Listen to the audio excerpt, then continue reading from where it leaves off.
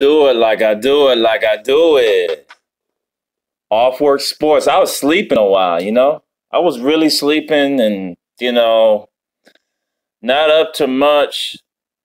And then I jump on this NBA Draft.net and I'm hearing all this talk about Michael Porter Jr. Michael Porter Jr. Okay. He is the talk of the town right now. What is he gonna become? Why is he slipping? It's easy. The back injury. Mike Porter Jr.'s back injury is similar to the back injuries that Alonzo Mourning had. Okay. Excuse me, Larry Johnson had. Similar to the issues of another great dunk artist, Mr. Antonio McDyess, as well as Dwight Howard. So Mike Porter Jr. coming out of high school was the number one ranked forward or number one player out of high school as a whole.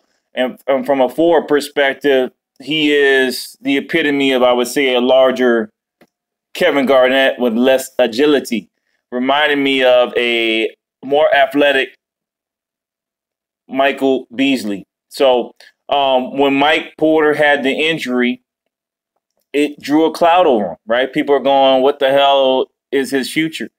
And we're seeing a lot of analyses that's just showing, okay, can he come back? That's the question now, right? When we look at these highlights in the films, can this man come back from these injuries? I don't know if he can. Has he shown some flashes? Yes, just by that right there, you can see that the man still has some of that ability, and agility wasn't lost. He's 6'10". He has a big, long wingspan, over 6'10" wingspan. He runs the court like a deer, or at least used to. Okay, his explosiveness, of course, won't be there like any player coming back from an injury, or even if you took a week off. If you're a weekend hooper like me and go to the the darn LA Fitnesses and you take 2 weeks off and you try to come back, that explosion is lost usually unless you're a special athlete that just has it, right? But not all of us just have it. For me, this is a undercard pick, one that may pay benefits on the long end if he can truly recover. Let me give you why I'm even talking about this. I'm talking about Mike Porter Jr. because he actually had this injury since his sophomore year in high school. So with that said, he's been lingering with this issue for a while. It makes me think it's not as serious as we thought. It was just something that the doctors at Missouri thought that they could work on and make better. So with this, it's an improvement. It's not the years of tumble and broil that Mr. Dwight Howard went through or Mr. Larry Johnson went through that caused this specific injury. So what is his high point? If you think of him as a player, I'm looking at him as a Kristaps Porzingis type of player. He's not going to give you, 70 or excuse me, 20 rebounds a game, but he's capable of a double-digit rebounding effort just by hustling. He has the remnants of being able to put the ball on the floor. He has a good shot. He's a above-level athlete. He is a Porzingis type of star.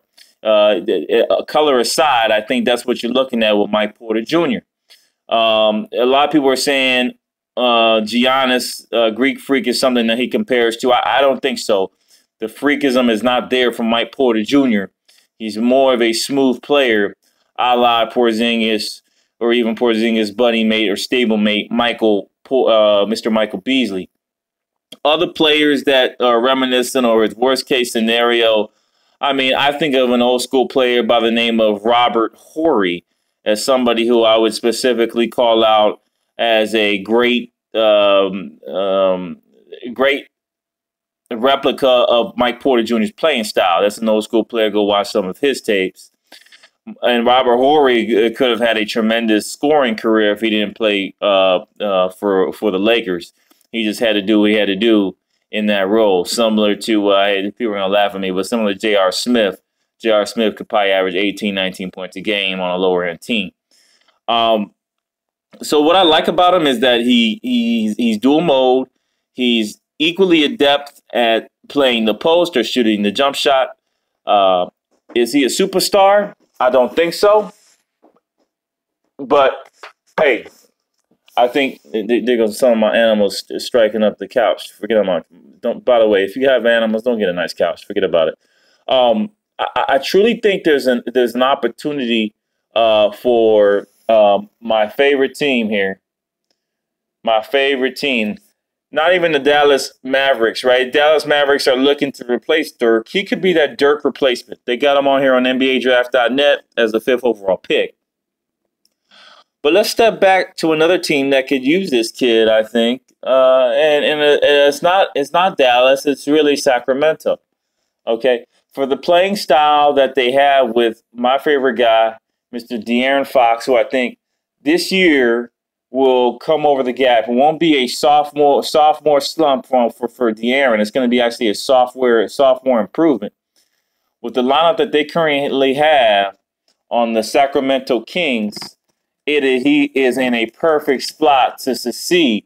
And what you're saying is, well, they got too many players on there that really meet his role. And you're talking about the young kid from North Carolina who they picked up, who I think is legitimately a bench roster type of player, a guy that's going to come off the bench. He's not going to be a starter for you in the long term, in my opinion.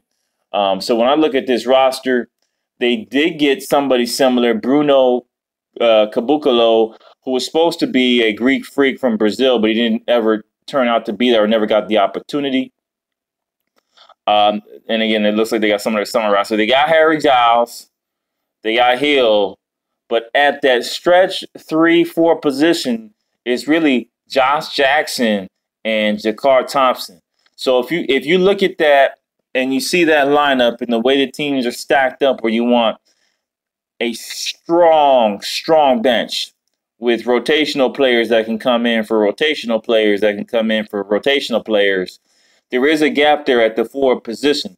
I don't know if Nigel Hayes is going to make it, but Mr. Justin Jackson, I think, should come off the bench, and Jakar Thompson is definitely a spark off the bench. But who's your starter here? Who's going to be your big three? And I look at De'Aaron Fox as the one piece. I see Mr. Buddy Hield as a piece that can possibly help you in the future, but he's really just a good starter. Where is the second piece for Mr. De'Aaron Fox? And that's why I think my man, Mr. Mike Porter Jr. will come into play.